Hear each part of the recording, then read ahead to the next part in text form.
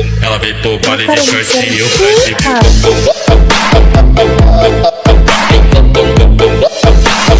baile de shortinho, faz de mil.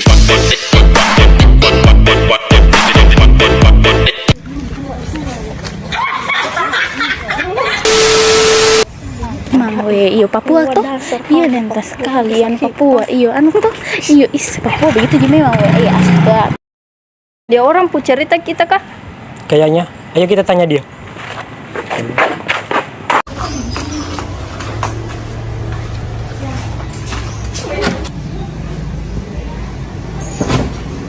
siapa kita cari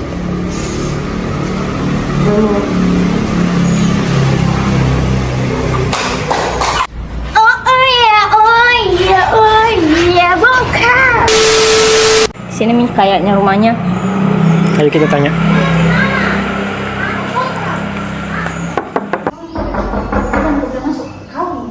Masuk Miki.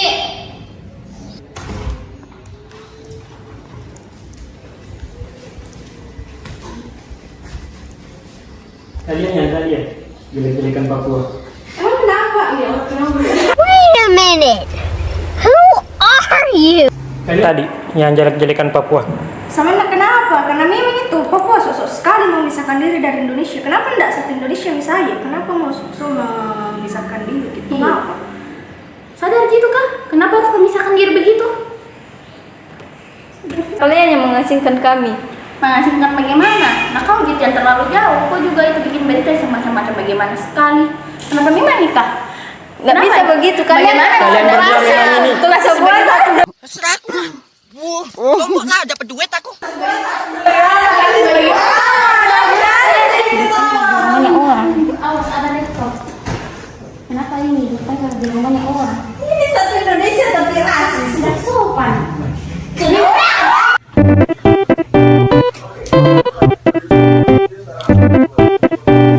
Jangan bertengkar. Kita duduk dulu masing-masing di tempat. Kita bicara baik-baik ini. Kenapa kok masalahnya ini? Terus apa perannya pendidikan Pancasila di Indonesia kalau tetap juga mau memisahkan diri Papua?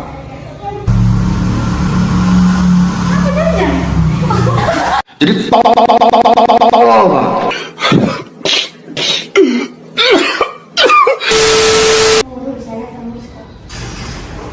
Nah, Pancasila dapat membentuk warga negara yang memiliki pengetahuan, sikap, dan perilaku yang sesuai dengan nilai-nilai Pancasila. Yang kedua, Pancasila dapat meningkatkan rasa cinta tanah air dan nasionalisme warga negara. Yang ketiga, pendidikan Pancasila dapat mendorong warga negara untuk berpartisipasi aktif dalam pembangunan sosial, termasuk di Papua.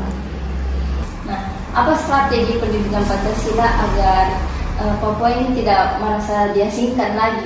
Pertama, kita perlu memahami akan masalah Papua dan penyelesaiannya. Ada artikel yang mengatakan Papua meliputi peminggiran, diskriminasi, termasuk minimnya pengakuan atas kontribusi dan jasa Papua bagi Indonesia. Kedua, kita perlu mencari solusi yang kolaboratif dan holistik untuk mengakhiri konflik di Papua. Dan yang ketiga, kita perlu mempertahankan integrasi nasional dengan menghidupkan nilai-nilai Pancasila dalam kehidupan bermasyarakat, berbangsa, dan bernegara.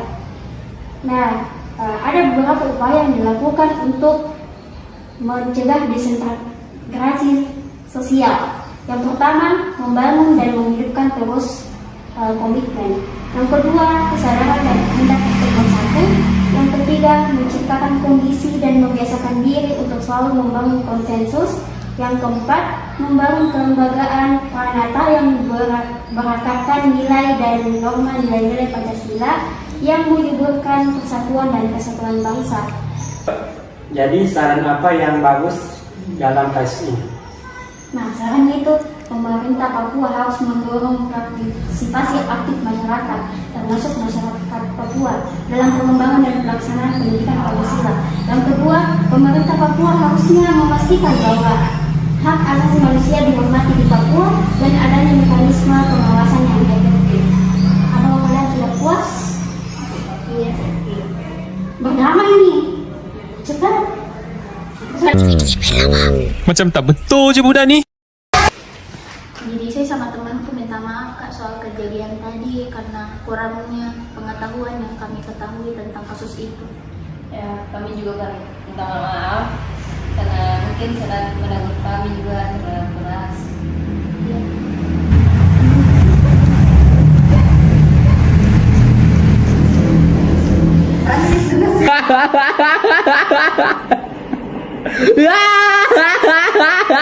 Tiga.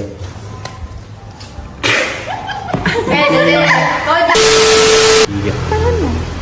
Kami dari kelompok 1 berterima kasih kepada teman-teman dan Pak dosen yang telah menyimak dan menonton video kami. Dan minta maaf sebesar-besarnya apabila ada kesalahan dan kekurangan dari kami. Duduk kok langsung di sini baru sambil ke video kok? Tidak. Gue kesemet peting rasis kak. Rasis enggak. Berita mau. Perasaan mau kerja ini PPT. Capek. Habis sekali.